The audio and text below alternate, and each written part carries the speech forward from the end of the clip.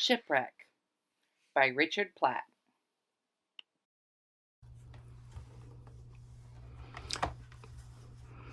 Rocks, wrecks, and rescues. Ask people what a shipwreck is, and they will probably say it is the sinking of a vessel or its destruction on a rocky coast. Some may give a different reply. A shipwreck is the remains of a ship resting on the seabed. A sailor will have yet another opinion. Why, it's the end of the world for those on board. Or perhaps you will hear salty yarns of thrilling escapes or daring rescues, of castaways, sunken treasures, and unsolved maritime mysteries.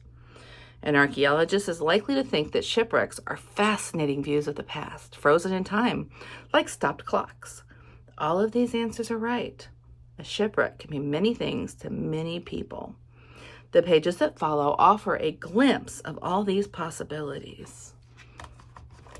Let me show you a few of these pictures up close.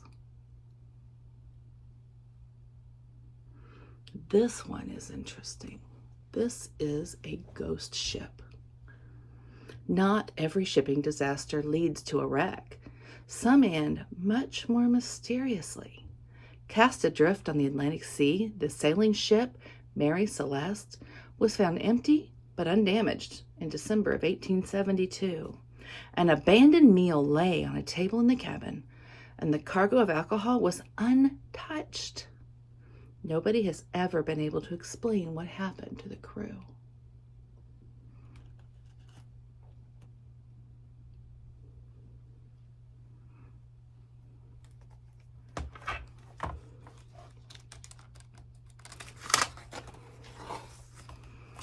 The seafarer's life is a dangerous one. Rocks may punch holes in a ship's hull. Ice may crush it. Wind and surf can break up a ship, or fire can burn it to its waterline. These and many other hazards still destroy vessels, large and small, even those that have strong steel hulls and powerful engines to help them steer clear of danger. If a shipwreck occurs, ocean waters quickly drown those unlucky sailors who are unable to reach a lifeboat. Swimming is a surprisingly modern skill, and many mariners lacked it. When the British naval ship Litchfield was wrecked in 1758, only 60 sailors out of a crew of 350 could swim. Often, nobody on board could swim. One crew, whose vessel ran aground, had to tie a rescue rope to the ship's pig and let the pig swim them to safety. It is no wonder, then, that only half of all sailors died of old age. The sea and countless other maritime hazards consumed the rest. This is an old shipwreck that's marked by a buoy to protect newer ships and to help them not to crash into it. This is a book that you can come in and check out at Willard Library and read all of these fascinating little tidbits that are in it.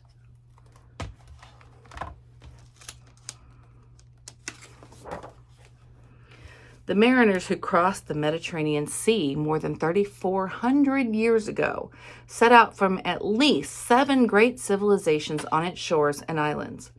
But whether these sailors spoke the language of Egypt, Cyprus, Greece, or some other country, the word for shipwreck had the same terrible meaning to all of them. Rocky coast and violent storms sent many of their craft to the seabed. These Mediterranean wrecks are the oldest ever discovered. Their exploration has provided fresh knowledge about ancient Mediterranean cultures and the ships that supplied them. When the Ula Burin wreck sank in about 1316 BC, it was carrying enough copper and tin to make 11 tons of bronze. This, together with glass, perfumed resin, and gold valuables, suggests that the ship's cargo may have been a gift for a Bronze Age king or pharaoh. Look at the goodies that have been found in these ancient shipwrecks, including this one, which, as a librarian, I have to point out to you, if the wax was still intact and still had words on it, would be the world's oldest book. Sadly, the wax was probably nibbled away by the fish.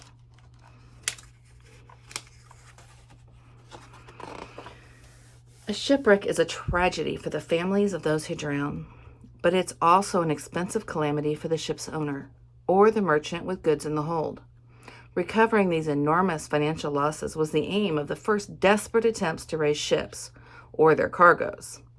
Shipwrecks in shallow water were easy to salvage. Swimmers who could hold their breath for a minute or more plundered the wreck before surfacing for air. Wrecks in deep water, however, were out of reach, and most rotted on the seabed until the invention of diving suits around 1830.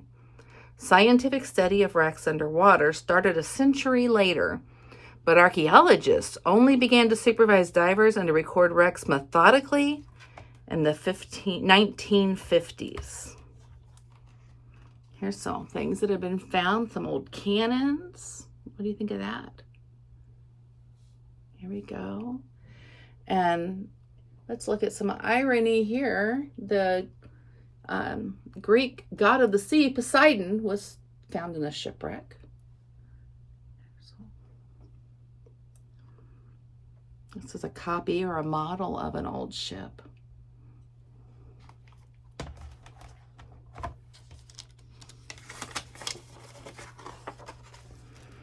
For 4 centuries, the largest, safest ships in the world carried vast cargoes of porcelain. These great vessels were not Spanish galleons or Dutch East Indiamen. They were Chinese junks. China has had an ancient tradition of boat building, and by the 15th century, Chinese shipwrecks were making big ocean-going vessels. When the Chinese invented stern post rudders, Arab mariners copied the design and took it to the West. Watertight compartments stopped junks from sinking 700 years before European ships incorporated this crucial safety feature. By 1450, junks were as big and seaworthy as 19th century European ships. Even these sophisticated Chinese vessels, however, could not avoid the sea's power, and many of their porcelain cargoes ended up on the seabed. Look at there's a picture of one of the early junks. But look at some of the porcelain and the beautiful items that were shipped on these ships. What do you think?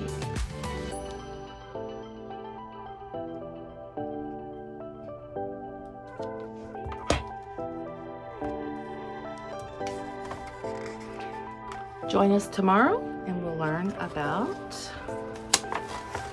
the raising of the Mary Rose and a few other ships that were found.